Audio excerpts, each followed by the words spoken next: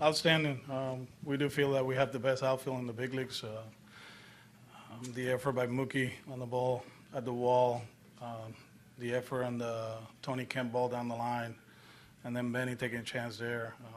You know, those three guys, when they're together, they're pretty special. And you know, that was an interesting game to say the least. But I'm glad that we ended up winning. You know, it was a complete team effort, and that's what it's all about. Pete on the left. Alex, given Craig's struggles in the postseason and even tonight, what gave you faith that he was going to be able to get that last out? I mean, he's our guy, and it was Kemp on the top of the lineup. We've been talking about it the whole season. I know people were a little bit anxious over 162 games in the first series, but you know, we knew all along that something like this was going to come up, and we trust our guy. You know, he threw the ball well. I know it didn't look pretty, but we got 27 outs, and now we move on. You had Price warmed up. It looked like. Was there a point you would have brought him in? Or? He was going to come in if the eighth was it was worse than what it was. Whatever, if they would have scored two, he was going to come in if he would have scored two in the ninth because of the long inning, but it didn't happen. And you know, now tomorrow he'll start. In the front on the right. Alex, can you take us through the specifics of the Betts catch, what you saw from the dugout, what you were told, and also for color, what it was like in the dugout between innings when he came in? No, I mean, he went after the ball, and Joe called it out right away. I saw the replays, and you know, I know the boundaries and all that. I was pretty sure that it was going to be called out. You know, he didn't reach over the fence. He was actually parallel with the wall, so that's the rule, and we got the out. What was it like? I mean, everyone seemed particularly excited about it. Yeah, it was right away. He called it right away. So, you know, we were pretty sure that the call was going to stand. Buster on the right.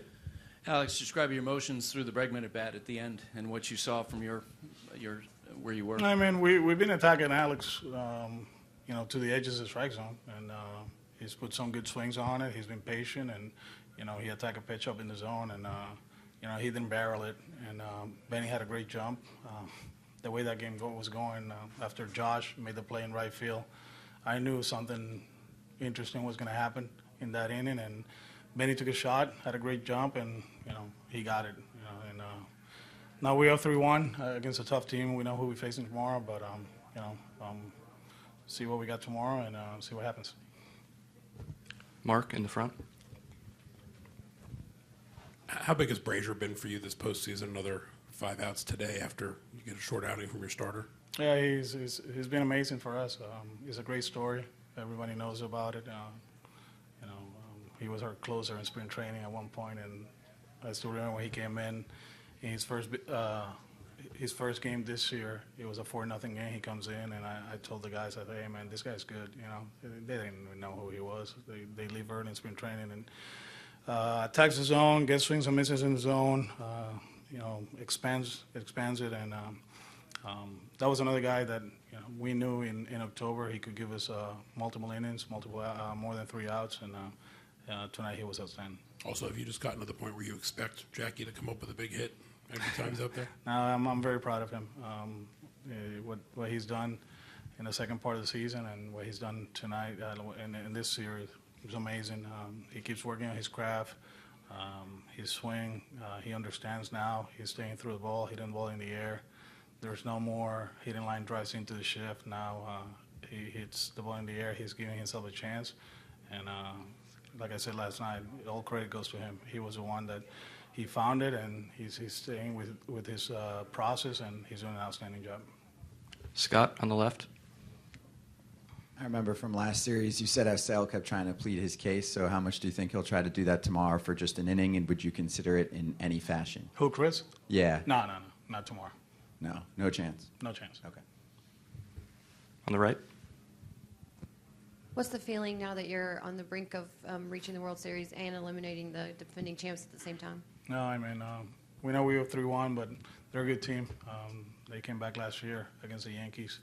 You know, they lost Game 6 of the World Series in Dodger Stadium, and they won in Game 7. So it's not over. We know that, but you know, to have a chance, you know, to finish tomorrow, that's always good.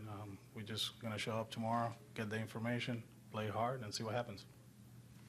On the left, in the middle. Alex, was Barnes limited at all? Did you not want to push him too hard tonight? Or? No, I just felt that that was his out right there, and we knew that we were going to extend Craig if the situation was right, and that's why we brought him in. On the right. Alex, tu comentario, mañana lanza Verlander, no sé qué ajustes esperan hacer con él y realmente ustedes esperan tener la serie 3-1.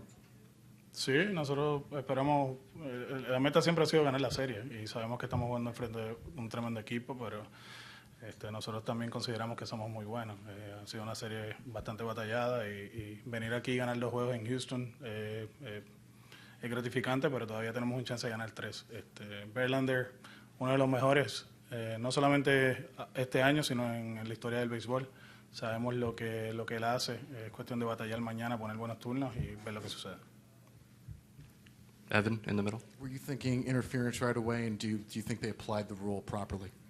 The Altuve's non-home run. Yeah, The I ball mean, right right there. away. I mean, Joe calls it right away, and I saw the replay, and I was like, no way they're gonna overturn this. I was pretty sure.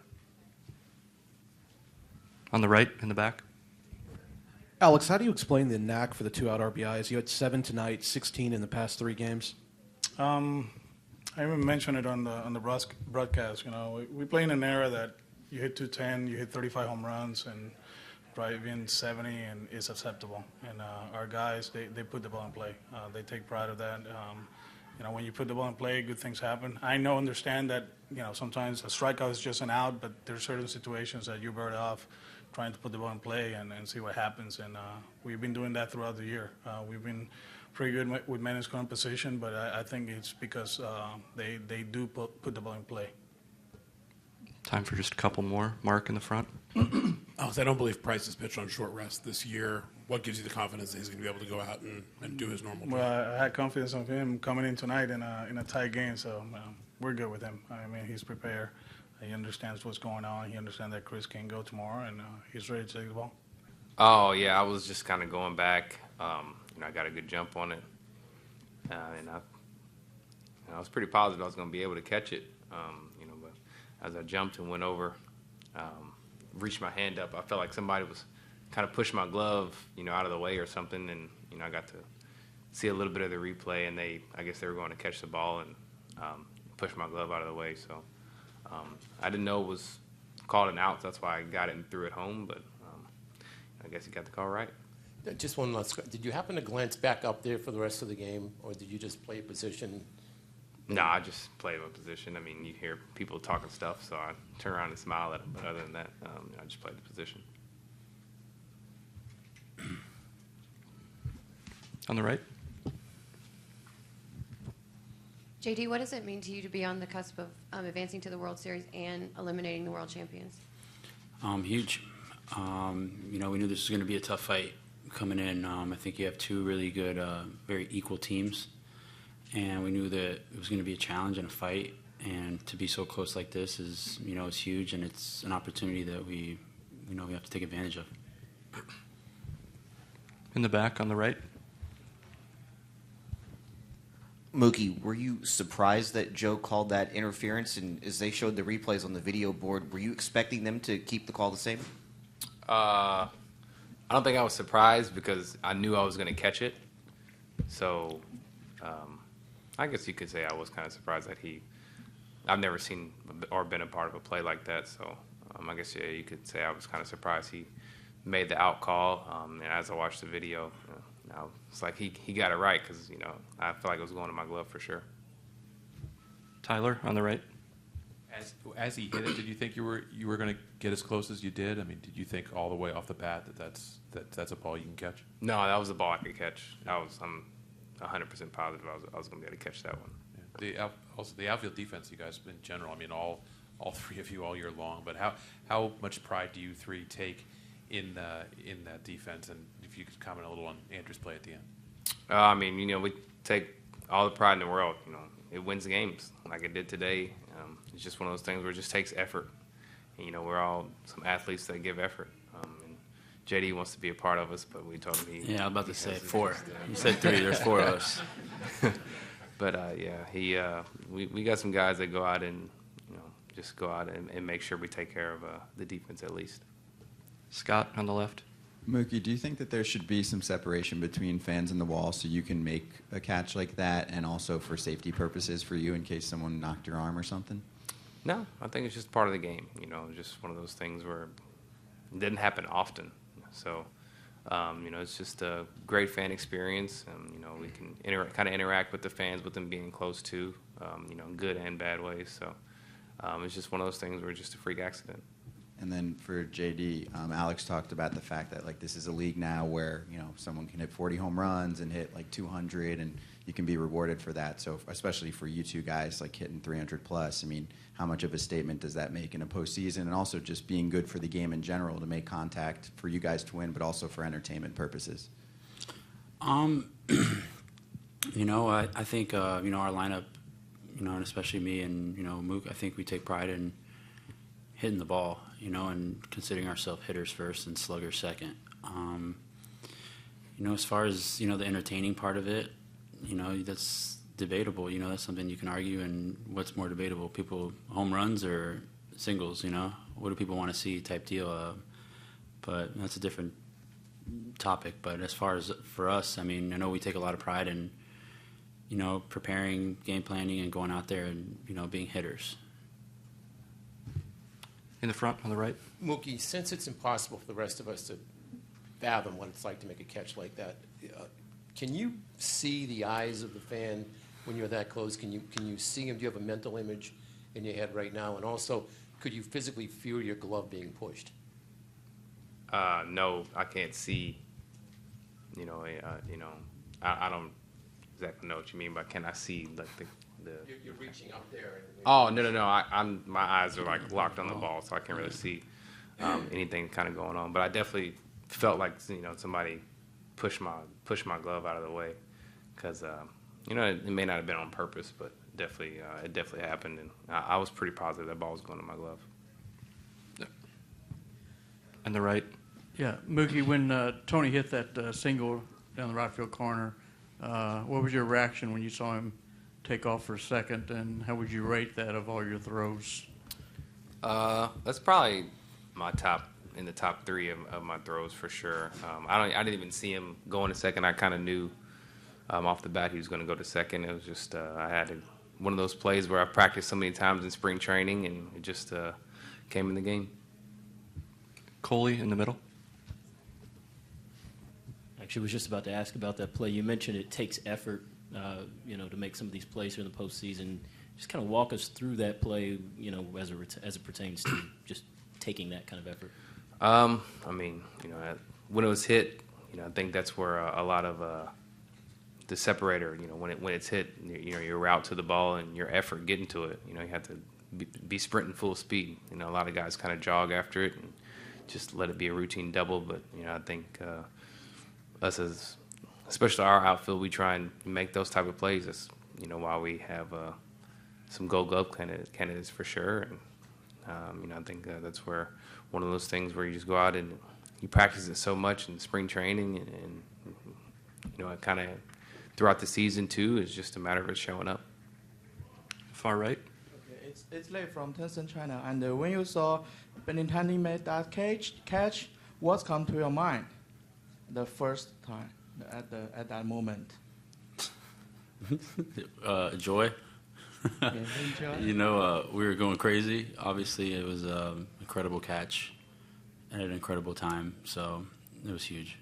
Okay, and talk about tomorrow's game. Chris Sale cannot pitch tomorrow's game. Do you feel more pressure to make offense performance to make sure clinch the game tomorrow? No, there's no pressure. We have to continue to go do what we've been doing the last games, and I think if we kind of add pressure, it makes us worse. So we have to play loose and have fun, and just continue to prepare and do what we've been doing. Just a few more. Tyler on the right. JD, from playing with Mookie all year, what do you know about him that maybe you couldn't have known from playing against him? I think how complete he is, or all around the game. Obviously, when I was with Detroit, I think we played him one time when he was there, and I don't know, you really can't take it in when you're just in a couple games you play against him. But I think just being next to him and, just he does all little things so well, from his defense to his base running to his hitting. He takes a lot of pride in everything, and he's a humble guy, and I think that makes him who he is, really. Two more. Scott on the left. Have either of you spoken to Chris Sale since he came back to Houston? Like, what's he saying right now? Obviously he was sick and everything, and have either of you, talked to him about what he went through and how much he wanted to pitch, obviously, tomorrow, and because he said he lost some weight and stuff like that too? I talked to him. I talked to him today in the weight room, and obviously he's bummed out because he feels like, in a sense, he's letting us down for tomorrow. But Chris is a guy that wants the baseball, and you kind of hurt for him because he's our ace, and you want to see him out there, and that he wants to be out there. Obviously, the illness with his stomach or whatever he had really took a toll on him. He's lost some weight, and because of it, he feels weak and kind of just gassed a little bit. So, but knowing Chris, he's going to be out there as soon as he can. Last one on the right. One last question about the non-catch or catch. You said they didn't say anything to you later, but did the fans say anything as you're in the stands back there with them?